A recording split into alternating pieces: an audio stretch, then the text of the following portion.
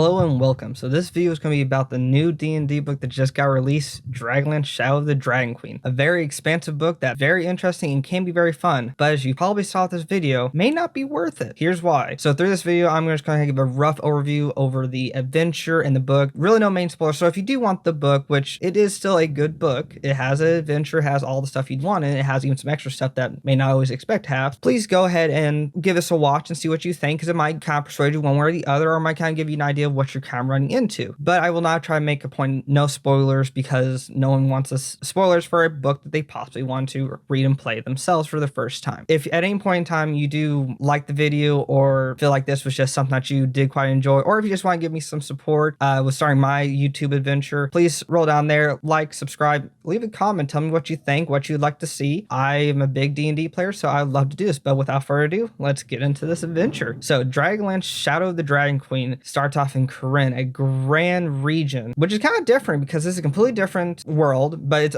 it's focused around one region, where most of our books are based around other worlds have or existed, or they make some. This one's based around a new world, but in one specific region, which is kind of interesting, can be very fun. As you get on into the adventure, you then kind of figure out all the little nuances of what's going on, because it gives you a lot of information, which is good information. It helps kind of build the region up, know what's going on, the past, the cataclysm, all the big stuff, the gods, what's going on with that. Then we kind of get into where my issue kind of came, where I feel the hype of this book just let me down, because this book was very much a big book. Everyone was excited for us. The original Dragonlance was a big book back in D&D Edition 1, the very first D&D. This book was released. This was a big one back then, and this is kind of a rewrite for us. And I just feel like it just didn't quite have what everyone was talking about, for me at least. This may not be the case for you, but for me, I just didn't feel like this was quite what I was hoping it would be. So this adventure is going to be a level 1 to level 11 adventure. Very good adventure for what it is. Most adventures don't go past level 15, because at that point your characters are getting crazy, but that's still a very good way. As you kind of go on, you start uncovering more and more about it, and then you kind of remember, yeah, this is an adventure book. You're locked into those rails, and I feel like I kind of got more of a novel than I really did an adventure book, because I feel like there's a lot more going on with story and plot, which I know is a big thing now with Critical Role in any online D&D games, is that a lot of people love the story and plot. But when you're selling something out to people, I still want that bit of a freedom to make it my own within it, because I feel like I just kind of bought this book and then now I'm going to sit there and just never use the actual adventure, because the adventure is just one direction and it just kind of goes. To me, it never felt like it really had much space to branch. But besides that, the big hype for this book really was the first edition that came out, and so now everyone's big for this one. Well, there was actually another little second thing that maybe not everyone knew about, but there's like a different version of combat in the book, which I don't think is a good idea. So what it is there's a tabletop war game you can buy, which is Warriors of Corinne. Okay, you're in the region of Corinne, and you can buy Warriors of Corinne for an extra $80 on top of the price of the book. You can then buy the book and substitute in certain spots where combat would be for this mini tabletop game instead of normal combat. But you got to learn the rules to this tabletop war game, got to teach the rules to the players and the DM possibly, and then in the midst of the entire campaign that's going on, you'll have to stop to set up the mini tabletop war game for combat and then move forward with the campaign. And I feel like that's supposed to be like where the big trade-off is for like a less open campaign, having this kind of different thing. If you were someone who's looking at this, unless you're just really big on tabletop war games, I would not suggest Warriors of Corinne. It's a lot of effort, and it can really slow down the session and bring a halt to what most D&D sessions want to be. But moving forward past that, the adventure is very much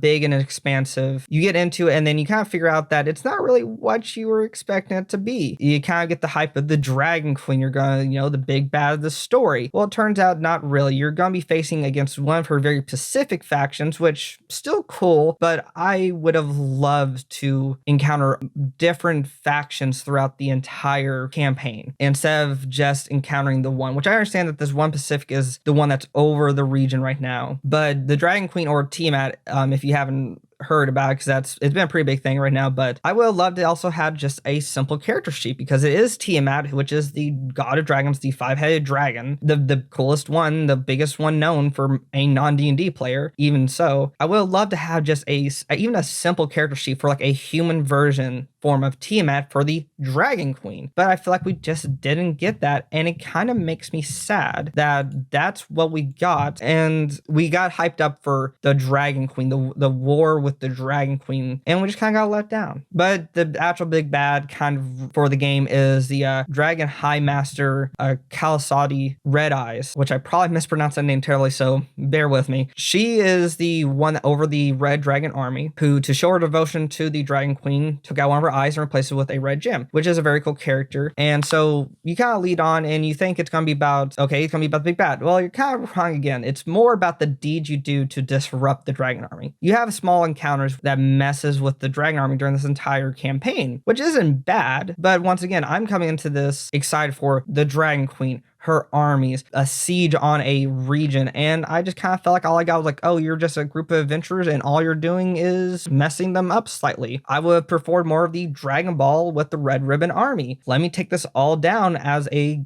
group of adventurers. It would have been awesome. But either way, that it is what we got, and it is still a interesting adventure for that aspect. In terms of other creatures that you do get, because that's part of this book, is that it is very large and very expansive. There are some cool creatures. My personal opinion, though, Draconians, which are a mutated dragon race, are our new main force that we'll be going against. To me, that name is a letdown. And so that's more of a thing with Wizard of the Coast. Please be better. There are some really cool ones. You get a whole entire different styles. There's all sorts of different creatures. So if you do get the chance, try to look at some of the different creatures. There's some really cool ones out there. There's some that are important. So that's why I don't want to try to name drop any of them. Definitely some interesting stuff in there. Okay, so what else do we get with the book? Well, there's the Kinder race, which is kind of like a Hobbit race for D&D. For me personally, I knew what I was kind of walking into with that one. It is a interesting race. It can be a fun race for some people. For me personally, being a big numbers guy and like, let me try to put out the damage that I want to put out for it, I don't see it being very important to me. So if you are someone who is a bigger role player versus the bigger numbers guy, the Kinder race will probably be a fun one for you. You get some extra cool little things with it. There's a couple of special things to do, like Taunt. That's a little bit of a kind of a weirder one to probably put into your campaign. From there too, you also get the Lunar Sorcerer subclass, which I think is one of the biggest things with this book. The Lunar Sorcerer subclass is a very interesting and very cool subclass to me. I like the Moon Sorcerer, using the powers of the moon, adjusting the spot the moon is at with sorcery points for different spells. That is one of the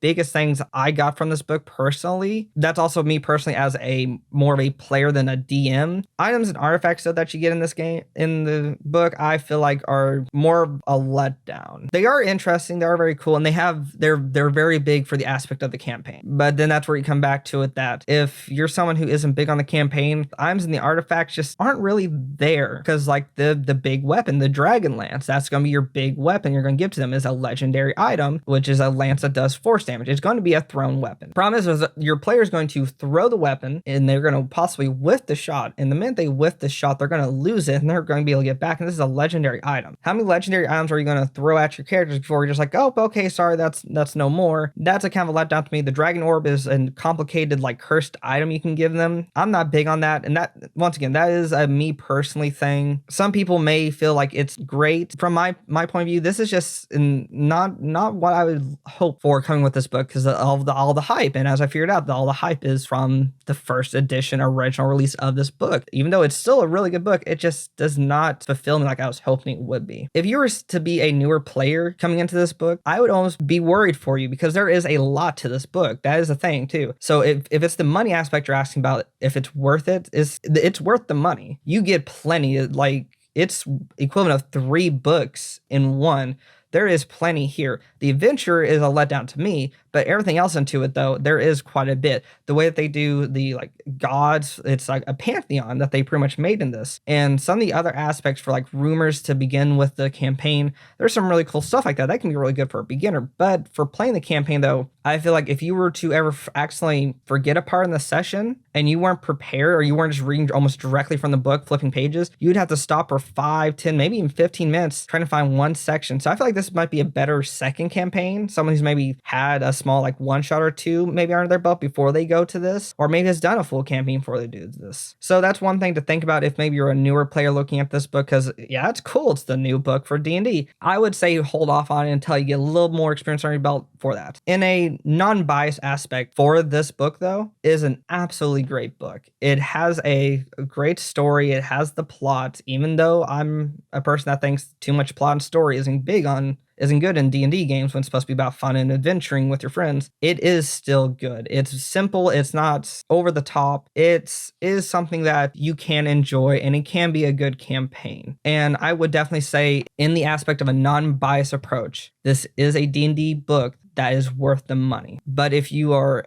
any person that is somewhat liking kind of homebrew and stuff like that, I feel like it just kind of falls short in some aspects. There are some really good aspects though. So some of the best parts about this are like the Pantheon, some of the world building. The world building in this is great. I mean, like, in the backstory is amazing. It's very good for those aspects. And one other cool thing I like too is the background. There's background bonus feats that you get for choosing a specific background. So it's almost kind of like, oh hey, we kind of know this might be a little hard at times, so by giving you this background, you now have a little bump starting off. That was a very interesting thing. I like that. And I think that'd be really cool to have, because that is something that I feel like with D&D, we kind of we get the feats after certain levels, but we never see anything come around for our backgrounds. Our backgrounds are just kind of left to the wind. You know, you choose one and it affects a tiny bit or some of the small items you get, but it's just not really there. So having it for this aspect as a bonus fee for a specific background that you choose for your character can be very fun and can help you with actually building a character and having an even more interesting character. It's one of the best parts to me about this book. That's like something I would definitely want to take over into any other campaign. Moving forward though, this is a good book. Any collectors out there, you'd probably love this book. Like, some of the arts in this is just amazing art. And as an idea book for someone like me, that's where I get the most worth out of this book, is the